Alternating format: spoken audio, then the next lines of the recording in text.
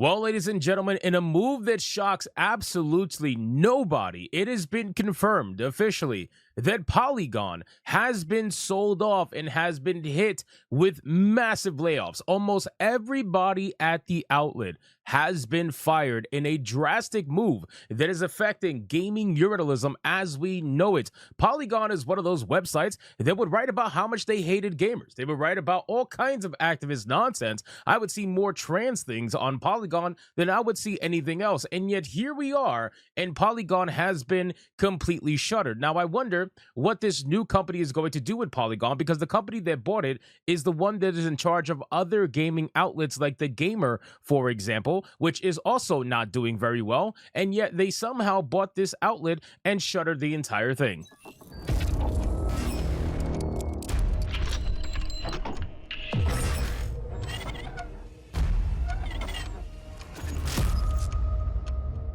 So let's get into this article, guys, from Insider Gaming. But of course, before we do, if you are new here, just consider hitting that subscribe button. I would greatly appreciate it, and like the video to push us out into that YouTube algorithm. Now, this initial story hit us from Hypnotic, right? Hypnotic, that's another website that's about to go haywire, I'm sure, at any given moment. They have like, what, 2 people working there now? But Polygon being sold is just the first move in most of these major outlets being shut down. I have said in so many of my videos that it's only a matter of time before these outlets start shutting down one by one, and they're all essentially going to merge into one Super Saiyan outlet, because that's really the only way they're going to survive. It's kind of like the streaming, streaming space, where they first started off with all these different streaming services, and then they started to get bought out one by one until eventually you only have a few major ones left. This is exactly the same thing that is going to happen with gaming journalism. So it says Polygon, an outlet that has been around since 2012, has been purchased, and many of its staff has been let go in a wave of layoffs. This is amazing, by the way.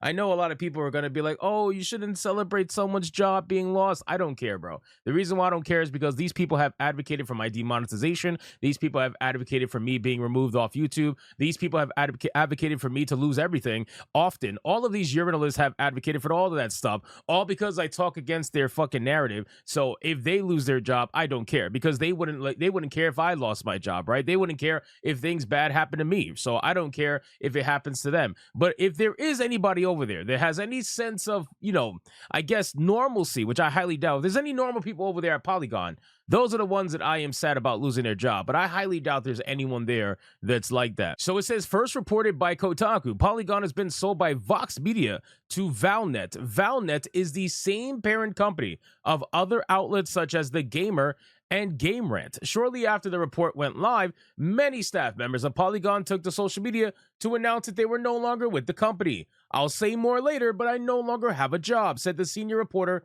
Nicole Carpenter said. I'm looking for work, as are so many of my amazing colleagues. I have lots of ideas and things I'd like to write. I'm really in shock. Yeah, if you guys were so amazing, you wouldn't have been sold off. Let's be honest here. All right, I really hate this fake toxic positivity nonsense where they try to say, oh, we were so amazing. You guys are so great.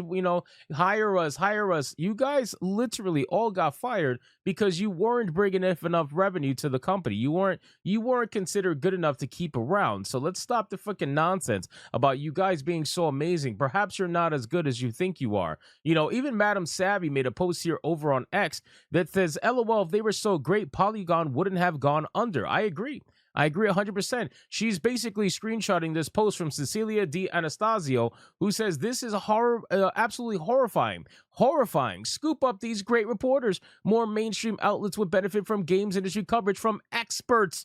Yeah, experts. Okay, that's exactly what you want to call yourselves. See, here's the thing. Gaming journalism is dying, right? Gaming journalism as a whole, in its infancy, as it always was, is dying, right? These outlets are dying for a reason, and it is because they have advocated for the most ridiculous things. They have been clearly shown to be shills. They have been clearly shown to be practicing access media.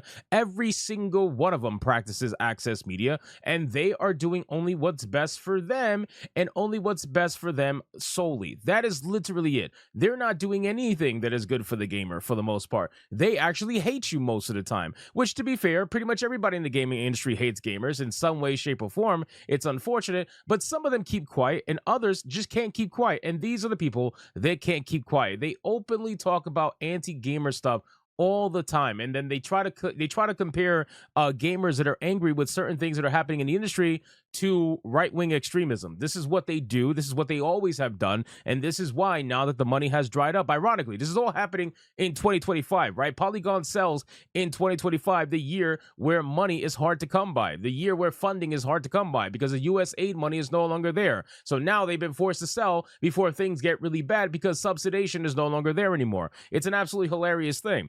But anyway, let's continue. So then we have that all let go from the outlet was co-founder and editor-in-chief Chris Plante. So pretty much almost everybody was let go except for two people, which we're going to get into. Even the editor-in-chief, Chris Plante, was let go.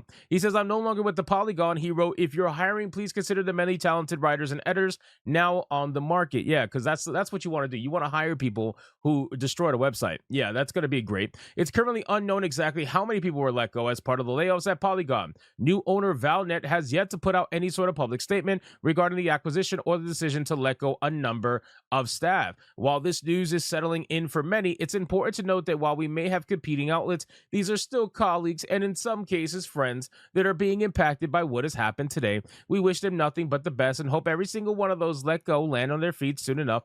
Here's what I'll say.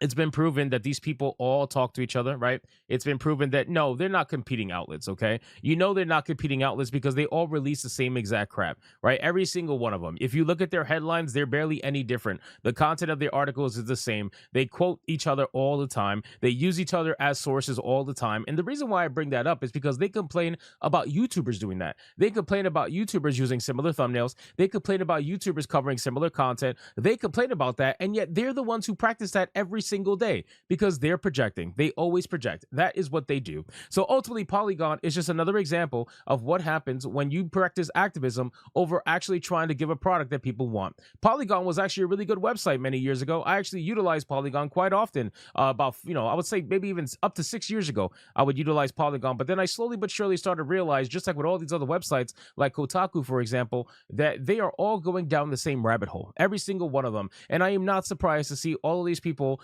getting let go because they decided that it was in their best interest to practice activism over actual games journalism. Like, what kind of games industry coverage are you really doing, Mr. Expert or Miss Expert? What are you really doing, Cecilia D'Anastasio? Honestly, what are you guys really doing that's any different from YouTubers that are any more entertaining? You guys are way less entertaining, number one. Number two, you are clearly in the pockets of the corporation. You guys are doing everything you can to maintain the access that you've been given by a company and a studio that clearly knows they can use you because you want to be used. That's the hilarious thing. You want to be used to seem like you are an official source. You guys tie access with officiality. That's what you do, but you don't realize that truthfully, the official status comes from the gamers and the people that they listen to, right? Gamers give the voice to the people they listen to, and that's the people who have official status. It's not the studios and it's not the companies. They give it to you because they want a good review, because they know they can use you, right? That's usually what it is. So ultimately, ladies and gentlemen, Polygon is under, and I guarantee that this will probably not be the last one that we're going to hear about this year that gets closed down. This is the beginning of the domino effect. This is it. A major studio like Polygon going down. This is the major domino effect. We are going to see more without a doubt. So anyway, guys, thank you so much for watching this video. Hope you did enjoy it. If you did, consider leaving me a subscribe. I will greatly appreciate it. Because like the video, comment, let me know what you thought, and I'll see you guys on the next one. Hypnotic out.